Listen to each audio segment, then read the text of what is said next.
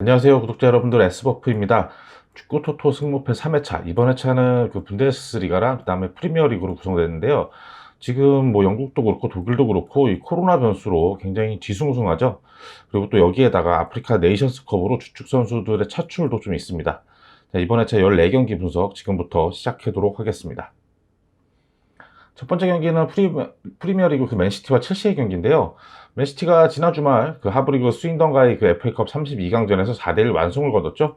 뭐 맨시티는 이날 경기에서도 주전급 선수들을 뭐 대거 출전시키면서 뭐 일방적인 경기를 펼쳤어요.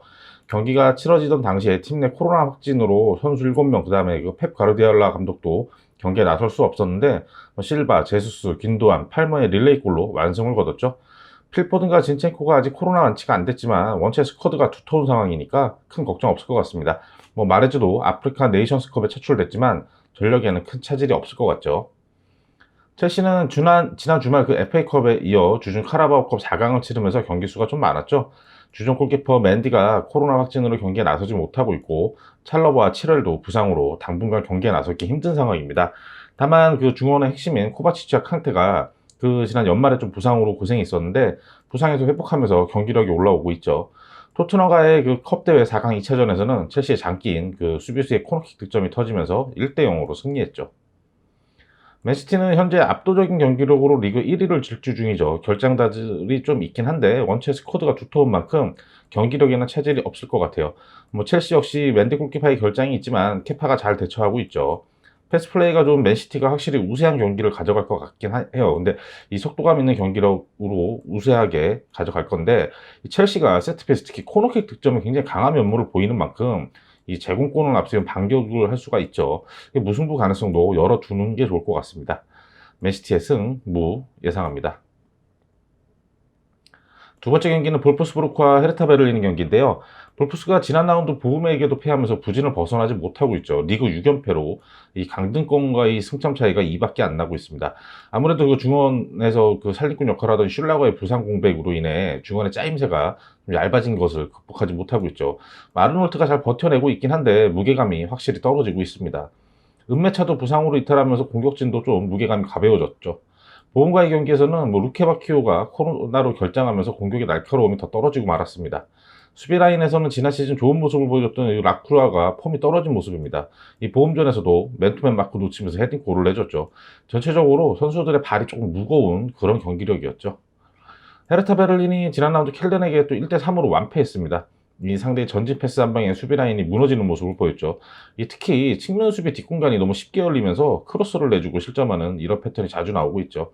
중앙 수비 라인의 제공권 장악력도 좀 떨어지는 그런 경기력이었습니다. 중앙 미드필더 그 다리다는 어처구니 없는 뿔간 스미스로 원맨 역습을 허용하기도 했죠. 뭐 한 골 넣긴 했지만 더 치명적인 실수였죠. 전체적인 팀 경기력이 너무 떨어지고 있습니다. 주전 공격수 이 스테판 유베시치의 부상 공백도 굉장히 크게 느껴지는 베를린이죠. 두 팀은 앞선 2라운드 맞대결에서 볼프스가 바쿠와 은메차의 골로 2대1로 승리했었죠. 또 아이러니하게도 2라운드 맞대결 당시 헤르타 베를린 소속이던 루케 바키오는 이 3라운드를 끝낸 후에 볼프스로 이적을 했었죠. 이번 경기에서는 코로나로 출전이 아무래도 어려워 보입니다. 두 팀 모두 최근 부상, 코로나로 정상 전력이 아니고 특히 공격의 마무리가 안 좋은 만큼 무승부 가능성이 굉장히 커 보이죠. 다만 볼프스는 베오스트라는 확실한 타겟맷이 존재하는 만큼 조금 더 우위에 있어 보입니다. 볼프스의 승, 무 예상합니다. 세 번째 경기는 유니온 베를린과 호펜하임의 경기인데요. 유니온 베를린이 지난 라운드 레버쿠젠 원정에서 2대2로 비겼죠. 이 공격진의 핵심인 아워이니가 하고 그 베커가 차출과 코로나로 인해서 나서지 못하면서 공격의 무게감이 좀 약화됐습니다. 레버쿠젠의 빠른 패스 플레이에 수비 라인이 무너지면서 선제골을 내줬지만 이 프로멜이 상대 골키퍼가 걷어낸 공을 쇄도하면서 동점골로 성공시켰죠. 후반에도 이 크루즈의 슈팅이 약간 그 땅볼 크로스처럼 연결된 거를 프로멜이 앞에서 논스톱 슛으로 추가골도 성공시켰습니다. 수비적으로 지키면서 승리를 좀 노리긴 했는데 후반 막판 공격에 가담한 상대 센터백에게 헤딩이 실점하면서 아쉽게 무승부로 그치고 말았습니다. 호펜하임이 지난 라운드 아우크스 상대로 3대1 완승 거두면서 최근 7경기에서 무패죠. 이 경기 초반 코너킥 상황에서 상대 최전방 공격수의 높은 제공권에 당하면서 이게 선제골을 내주고 말았는데 이 경기 주도권을 잡고 아주 우세한 경기를 했습니다. 왼쪽 측면에서 라움이 상대 수비 뒷공간을 가르는 굉장히 절묘한 크로스로 배부의 동점골을 도왔죠. 배부는 다음번 이어서 아크포그마가 오른쪽에서 올려온 온 크로스도 골로 연결시키면서 역전골도 성공시켰습니다. 후반 추가 시간 라움이 반대편에서 길게 넘은 크로스를 또 세게골로 장식했죠. 이 좌우 측면 돌파인 크로스 공략 패턴이 잘 주요하면서 손쉽게 승리를 했습니다. 베를린은 공격진의 전력 누수가 좀 있고 호펜하임은 미드필드진의 전력 누수가 있죠. 그 수비형 미드필더 그릴리치가 코로나 확진이고 중앙 미드필더 그 디아디에는 아프리칸 네이션스컵에 대표 차출이 됐습니다. 그래도 뭐 데니스 가이거 중심으로 미드필더 운영을 하면서 괜찮은 경기력을 보여주고 있죠. 베를린이 지난 라운드 두 골을 넣었지만 뭐 좀 베를린에게 행운이 따랐던 골들이었죠. 공격력이 강한 이 호펜하임이 확실히 우세한 경기를 가져올 것 같습니다. 이 경기는 유니온 베를린의 패 예상합니다. 네 번째 경기는 슈투가르트와 라이프치히 경기인데요. 슈투가르트가 지난 라운드 약지 그로이트 원정에서도 우세한 경기를 하고도 0대0 무승부에 그쳤면서 리그 3경기 무승 부진입니다. 오마르의 대표 차출로 공격진의 무게감이 약해진 부분이 좀 아쉬웠었죠. 왼쪽 측면에서 소사의 경기 운영은 좋았고 지난 시즌 16골을 터뜨리며 팀 공격을 이끌었던 이 칼레시치가 오랜 부상 끝에 드디어 복귀전을 치렀죠. 뭐 오버헤드킥도 한번 선보이는 등 이 퍼포먼스가 나쁘진 않았는데 아직 100% 컨디션은 아닌 것 같습니다. 그리고 전체적으로 이 수비 라인의 볼 처리가 좀 미숙한 그런 모습을 많이 보였습니다. 라이프치가 부상과 코로나, 그다음에 대표 차출 이런 폭풍 속에서도 지난 라운드 마인츠 상대로 4대1 대승을 거뒀죠. 전반 초반 역습 상황에서 상대 수비수가 핸드볼 파울로 퇴장과 함께 페널티킥을 얻어내며 좀 손쉽게 앞서갔습니다. 후반 들어서 더욱 빠른 템포의 공세로 소버슬라이가 추가골을 성공시키기도 했죠. 상대가 만회골 이후 라인을 올리자 은쿠쿠가 이 특유의 뒷공간 어택으로 또 달아났습니다. 안드레 실바도 네 번째 세기골을 터뜨리며 최근 8경기에서 7골, 확실히 이 리그의 팀에 적응한 모습을 보여주고 있죠. 슈투트가르트가 칼라이치치가 복귀하면서 공격력이 살아날 것 같긴 한데 아직 정상적인 폼을 보여주기에는 무리죠. 지난 라운드 라이프치가 상대 퇴장으로 우세한 경기를 하긴 했지만 은코크와 이 실바의 공격력이 확실히 날카롭습니다. 올 시즌 수비 라인에 허점이 많은 슈투트가르트가 라이프치히 빠르고 이 날카로운 공세 감당하기에는 좀 어려워 보이죠. 이 경기 슈투트가르트의 패 예상합니다. 다섯 번째 경기는 마인츠와 보훔의 경기인데요. 마인츠가 지난 라운드 라이프치 원정에서 1대4로 크게 패했습니다. 이 전반 초반 센터백 알렉산더 하케 퇴장으로 수적 열세 어려운 경기였죠. 이 빌드업 과정에서 볼 빼앗기면서 역습 상황이었는데 이 골키퍼까지 나오면서 빈 골대로 향하던 상대 슈팅을 하크가 막아내려다 핸드볼 파울로 다이렉트 퇴장당하면서 페널티킥까지 내주고 말았죠. 역습 위주로 반격에 나서긴 했지만 유효한 공격 상황은 뭐 쉽사리 만들지 못했죠. 이재성도 그 특유의 활동량으로 수비에서 공격까지 많이 뛰는 플레이를 했고 후반 초반 왼발골 터트리면서 나름 수적 열세에서 활약을 하긴 했습니다. 보험은 지난 라운드 볼프스를 상대로 1대0으로 승리하며 리그 4경기 만에 승리를 거두며 강등권과의 격차를 조금 벌렸습니다. 레즈베카즈가 버티는 왼쪽 라인에서의 공격 전개가 굉장히 효과적으로 먹히면서 측면에서 중앙으로 전개하는 공격 패턴을 보였죠. 홀트만도 좌우 가리지 않고 측면 공략을 하면서 또 오른쪽에서 들어올 때는 뭐 반대발 윙어처럼 들어오면서 날카로운 왼발 슈팅 이런 걸 좀 보여줬어요. 지속적으로 상대 측면을 공략하더니 크로스를 판토비치가 박스 안에서 헤딩골로 결승골 뽑아냈죠. 라이트백 그 스타필리디스가 그 코로나를 결장을 했는데 감보아가 좋은 경기력으로 대체하면서 경기를 잘 치러냈습니다. 이 수비에서 공격으로의 전개 속도가 굉장히 빨랐던 보험이죠. 마인츠가 최근 이재성의 활약을 바탕으로 이 중원에서의 짜임새 있는 경기력을 보여줬었죠.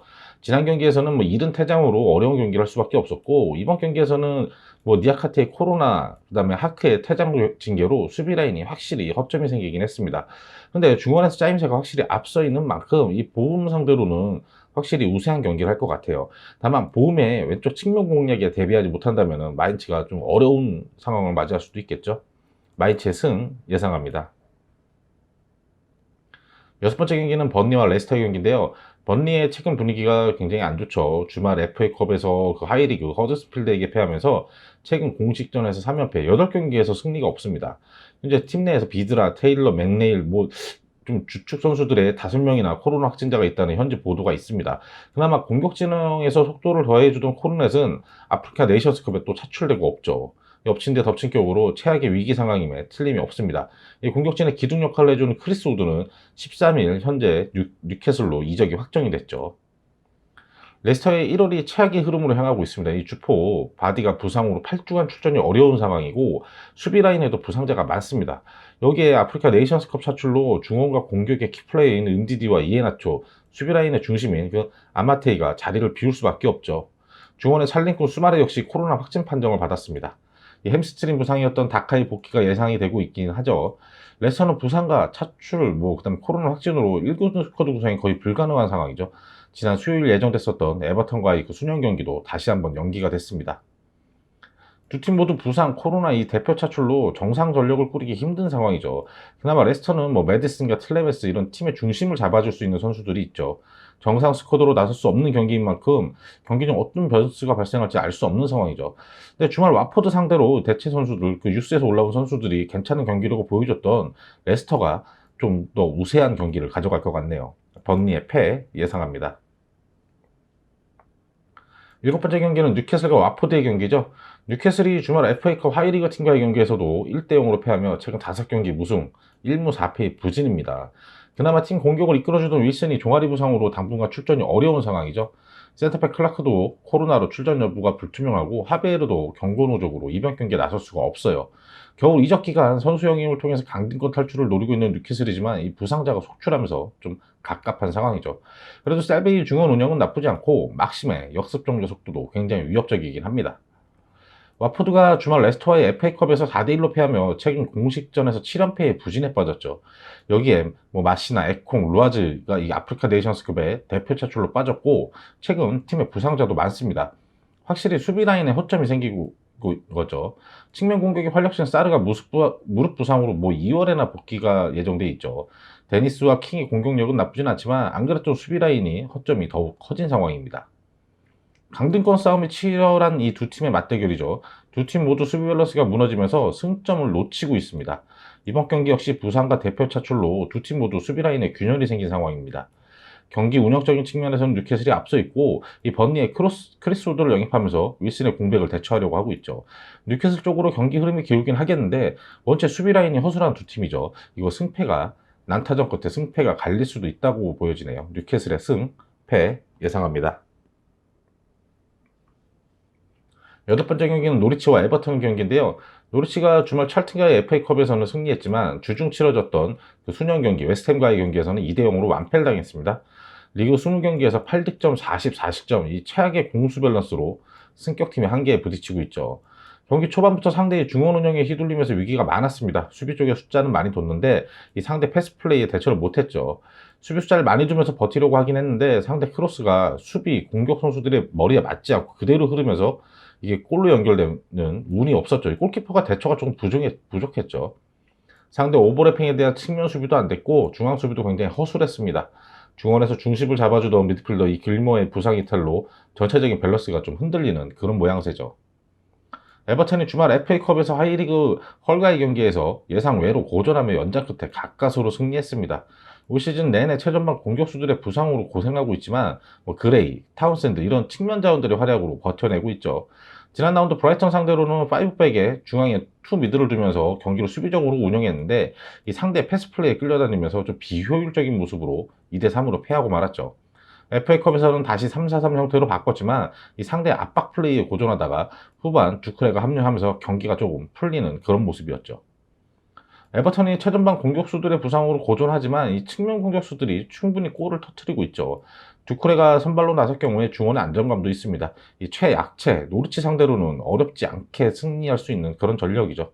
이 노리치의 패 예상합니다. 아홉 번째 경기는 울버햄튼과 사우스햄프의 경기인데요. 울버햄튼이 주춤했었는데 최근 4경기에서 3승 1무로 다시 상승세죠. 특히 최근 리그 경기에서는 강호 첼시와 0대0 무승부, 맨유 상대로 1대0으로 승리하면서 기세가 좋습니다. 지난 주말 FA컵에서도 2부 리그 셰필드 상대로 3대0 완승을 거뒀죠. 황희찬이 부상으로 출전이 어렵지만 네베스 중심의 중원 운영이 좋고 히메네스와 포덴세가 이 공격 진영에서 날카로움을 보여주고 있죠. 트라캉이 아니라 이거 트라오레죠. 트라오레 제가 잘못 기재했네요. 이 트라오레도 최근 경기에서 굉장히 날카로운 돌파력을 보여주고 있지만 토트넘 이적설이 있죠. 주전 센터백 이 사이스도 대표 차출됐지만 마샬이 충분히 대체가 가능한 상황입니다. 사우스햄프가 주말 FA컵에서 2부 리그 스완지 상대로 연장 끝에 3대2로 승리했고 이 주중 브랜트포드와의 리그 수년 경기에서는 4대1 대승을 거뒀습니다. 로메오와 디알로 그리고 워드 프라우스 이 3미들의 안정적인 경기 운영이 굉장히 좋았죠. 경기 초반부터 코너킥 상황에서 이 센터백 베드나렉이 선제골로 앞서갔고 브로자가 최전방과 측면을 오가며 상대 수비를 흔들어냈습니다.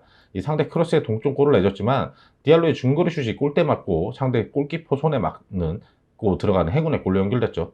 후반에도 공세를 이어가며 역습 상황에서 두 골을 추가하며 완성을 거뒀죠. 최근 두 팀 모두 기세가 좋은 상황이지만 이 울버햄튼의 짜임새가 조금 더 좋은 경기력을 보여주고 있습니다. 지난 라운드 사우스햄프가 4골을 터뜨렸지만 상대 브랜트포트의 경기력이 좀 안 좋았고 브랜트포트에게도 측면 수비가 좀 약한 모습을 보였죠. 이 속도감 있는 공격 전개가 장점인 울버햄튼의 공세를 막아내기에는 좀 벅차 보입니다. 사우스햄프가 수비적으로 아예 내려서서 운영을 할 경우에는 무승부가 나올 가능성도 커 보입니다. 울버햄튼의 승, 무 예상합니다. 열 번째 경기는 에스턴과 맨유의 경기인데요.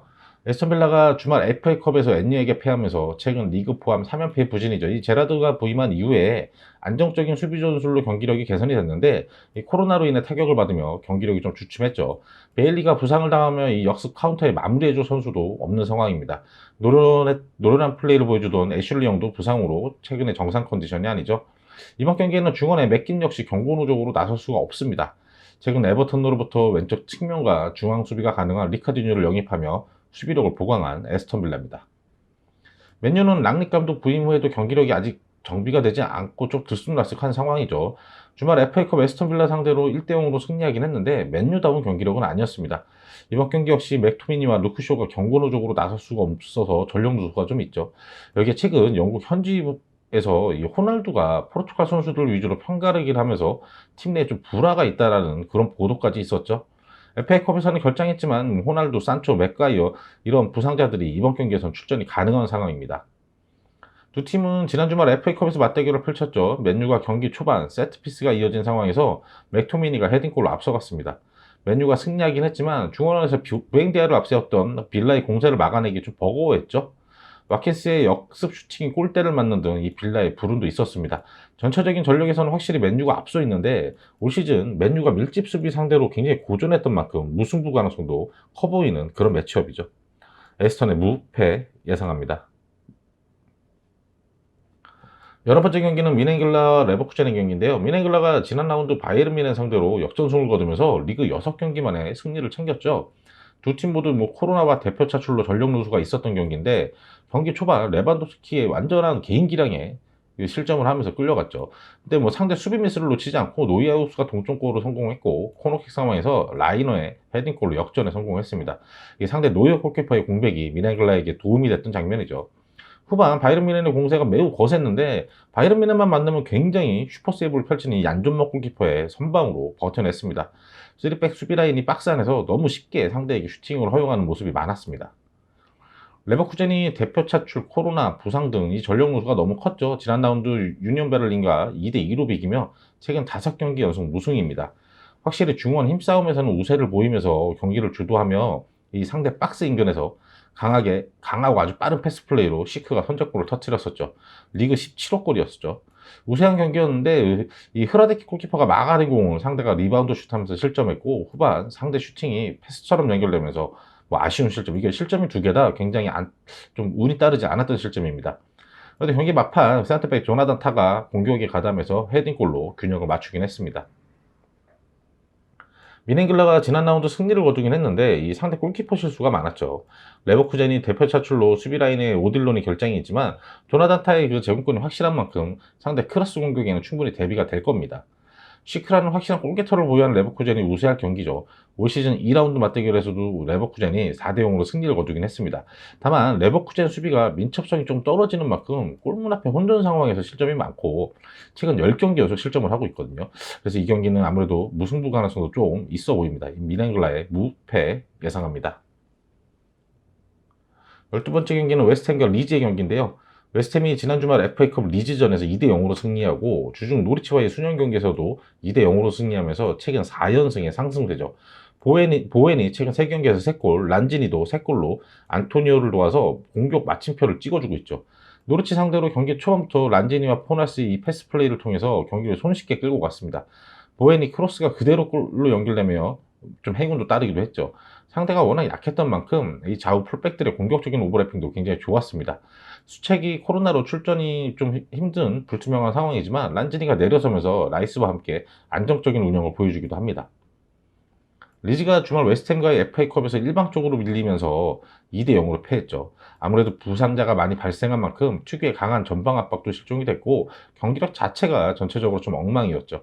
이번 경기 최전방에 벤포드의 복귀가 예상되고 있긴 하지만 수비 라인의 중심인 요렌테가 경고 누적으로 좀 결장하게 됩니다. 여기에 쿠퍼, 스트리크 등 이 수비 라인의 부상 결장자들이 많죠. 그나마 하피냐가 최전방 아니면 오른쪽 측면에서 제 목소리를 해주고 있긴 하지만 이 동료들의 도움이 좀 부족한 상황입니다. 웨스트햄의 상승세가 굉장히 매섭죠. 안토니오에게 집중됐던 득점 분포가 이선 자원들에게 분산되면서 공격력이 확실히 날카로워졌죠. 중원 미드필더 조합도 안정적인 밸런스를 보여주고 최근 란지니와 보웬의 폼이 매우 좋습니다. 웨스트햄이 큰 전력 누수가 없는 만큼 확실히 우세한 상황이죠. 웨스트햄의 승 예상합니다. 13번째 경기는 아우쿠스와 프랑크푸르트의 경기인데요. 아우쿠스가 지난 라운드 호펜하임 원정에서 1대 3으로 패하며 최근 3경기 연속 무승 부진이죠. 경기 초반 코너킥 상황에서 이 그레고리 슈가 높은 타점을 이용해서 헤딩골로 앞서갔는데 이 측면 수비에 어려움을 겪으면서 3골이나 내줬죠. 3골 모두 측면에서 손쉽게 크로스를 허용했고 중앙 수비수들이 크로스 궤적을 쫓아가지 못하면서 3골이나 내주고 말았습니다. 수비수들이 공의 시선을 빼앗기며 공간을 향해 들어오는 이 상대 공격수 마크를 제대로 못했죠. 미국 메이저리그 사커의 신성 리카르도 페피를 영입하긴 했는데 아직 어린 선수인 만큼 리그에 적응하는데 시간이 조금 필요해 보이죠. 프랑크푸르트의 연승 행진이 마감됐습니다. 주말 도르트문트 상대로 전반 2대 0으로 앞섰지만 후반에만 내리 3골 내주며 무너지고 말았죠. 공격적으로 나서는 도르트의 공세를 이 트락 골키퍼의 선방으로 잘 버텨내다가 세트피스로 선제골을 뽑아냈죠. 코스티치 프리킥을 라파엘 보레가 골문 앞에서 방향을 살짝 바꿔놓으면서 골로 연결했죠. 왼쪽 측면에서 코스티치가 확실히 왼발로 날카로운 공격 전개를 이끌었습니다. 보레는 박스 안에서 상대 수비 볼 처리 미스를 놓치지 않고 추가골까지 성공했죠. 이 후반 들어서 공격 기여를 높인 이 도르트의 공세를 버텨내지 못하면서 수비 라인이 무너졌습니다. 특히 3백 선수들의 중앙 수비수들의 이 사이사이 공간이 벌어지면서 좀 취약함을 보였죠. 최근 4경기에서 3골을 기록한 린드스톰의 확실한 역습 전개 능력이 돋보였죠. 마무리가 조금 아쉬웠는데 린드스톰이 파괴력이 있어 보였습니다.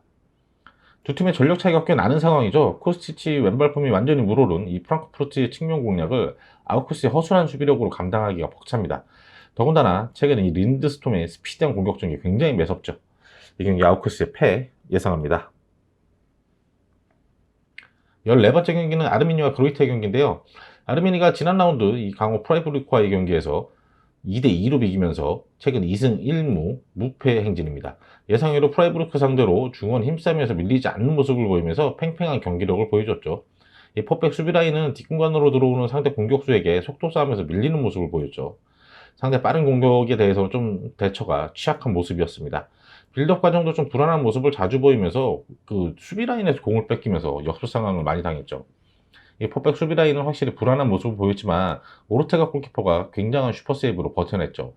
상대 슈팅이 2차례나 골대를 맞는 등 아르미니한테 좀 운이 따랐던 그런 무승부였습니다. 우쿠가와의 그 오른발 킥과 개인기량은 굉장히 출중했죠. 그로이토가 지난 라운드 슈투트가르트 상대로 0대0 무승부 거두며 2경기 연속 무실점 경기를 했죠. 리그 최다 실점팀인 그로이토로서는 무실점 경기가 주는 의미가 굉장히 크죠. 롱패스에 이은 높이를 이용한 공격 패턴은 위협적이긴 한데 너무 뻔한 패턴으로 상대 수비 라인이 충분히 대처할 수 있는 그런 패턴이죠.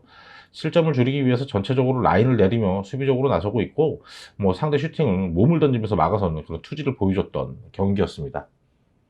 두 팀 모두 수비 라인에 허점을 가지고 있습니다. 그로이터가 최근 2경기 연속 무승부 경기를 펼치면서 이 수비적인 안정감을 보였죠. 공격력도 약한 두 팀인 만큼 무승부 가능성이 커 보이지만 아르미니에는 오크가와의 오른발 감각이 굉장히 날카롭습니다. 이 경기 아르미니의 승 예상합니다. 마지막으로 이번 3회차 승부패 14경기 최종픽 확인해 보겠습니다.